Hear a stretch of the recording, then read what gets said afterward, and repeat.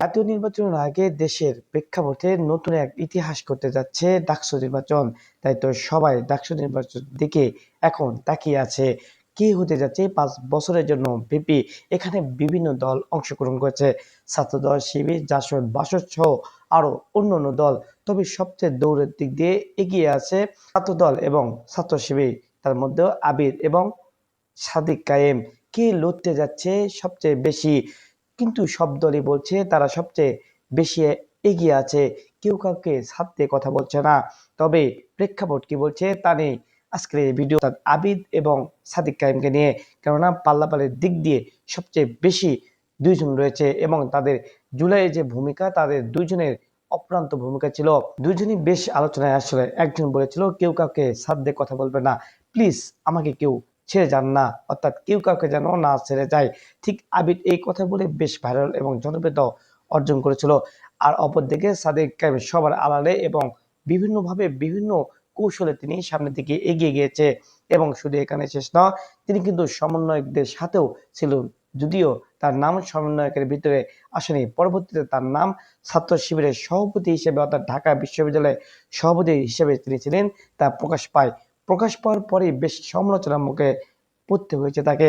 সব জল্পনা কল্পনা শেষে এবার ডাকসু নির্বাচন অংশগ্রহণ করেছে তিনি ভিপি পদে। এ নিয়েও যেন চুলচেরা বিশ্লেষণ করতে হচ্ছে সবাইকে।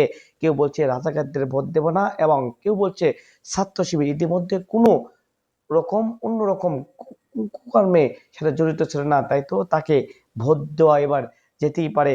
অপর প্রান্তে ছাত্র দলের দিকে কিন্তু সবাই তাকিয়ে রয়েছে। ছাত্র দলের আবির এখন পর্যন্ত কোনো কুকর্মের সাথে জড়িত হয়নি, অর্থাৎ আবিরও একজন এ পর্যন্ত সবচেয়ে ভালো একজন মানুষ বলেও সবার কাছে গ্রহণযোগ্য পেয়েছে। তবে যেহেতু ভোটের এসব বিষয়, সেহেতু অন্যভাবে সবাই দেখতেও পারে, কেননা ভোটের বিষয়টা সবাই উপরে উপরে থাকে কিন্তু গোপনে অন্যজনকে দিয়ে থাকে।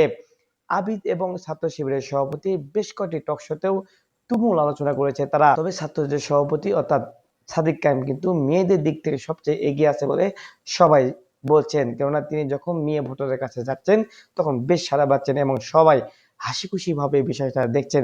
তবে অপর দিকে কিন্তু আবিরের বেশ কয়েকটি ভিডিও আমরা দেখতে পেরেছি যে যখন তিনি মেয়েদের কাছে যাচ্ছে তখন কিন্তু বেশ কেমন যেন একটা অনুভব তারা করেছেন, যার জন্য সাদিক কায়েম অর্থাৎ বলা চলে যে মেয়েদের ভোট খুব কমই পেতে যাচ্ছে।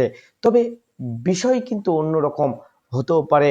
তবে এবারের ডাকসু নির্বাচন কি সুষ্ঠু হতে যাচ্ছে কিনা তা নিয়েও মানুষের মধ্যে জল্পনা কল্পনা যেন শেষ নাই। তবে ইতিমধ্যে বেশ কয়েকটি কারণের কিন্তু ডাকসু নির্বাচন স্থগিতের ঘোষণাও কিন্তু করেছিল। তবে সব জল্পনা কল্পনা শেষে 9 সেপ্টেম্বরেই ডাকসু নির্বাচন হতে যাচ্ছে।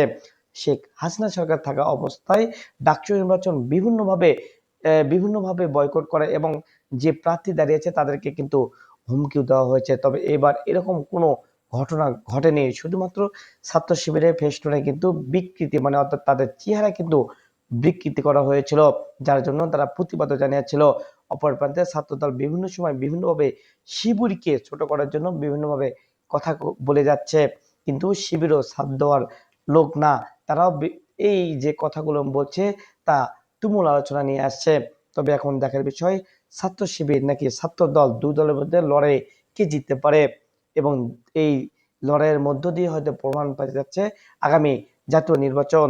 কেননা এই নির্বাচন দেখে এখন দেশের সব মানুষ তাকিয়ে আছে।